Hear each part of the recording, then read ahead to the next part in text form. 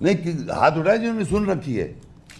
Majority یہاں پر جتنے لوگ ہیں میجورٹی لوگوں نے یہ آیت سنی ہوئی ہے.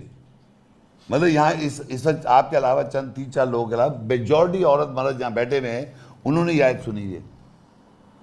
ابھی میں آپ کے سامنے اس کی جب میں وضاحت کروں گا تو آپ یقین کریں, آپ یقین نہیں, ابھی آپ اس کو فوراً نہیں مانیں گے کیونکہ آپ کو پتہ ہی نہیں کیا ہے. اب دیکھیے ابراہیم علیہ السلام دعا مانگ رہے ہیں, اسی آیت کی بات کرو, ربنا وابعث فیہم رسولا منہم, اے رب معبوس کر دے, مقرر کر دے, اپوائنٹ کر دے رسول کو انہی میں سے. کن میں؟ انہی میں سے. کون ہیں وہ لوگ؟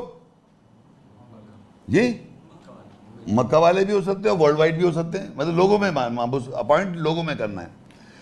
اب وہ تلاوت کرے گا ان پر اللہ کی آیت, انہی میں سے لوگوں میں سے رسول کو اپوائنٹ کر دے جو تلاوت کرے گا آیات, اور علم دے گا کہ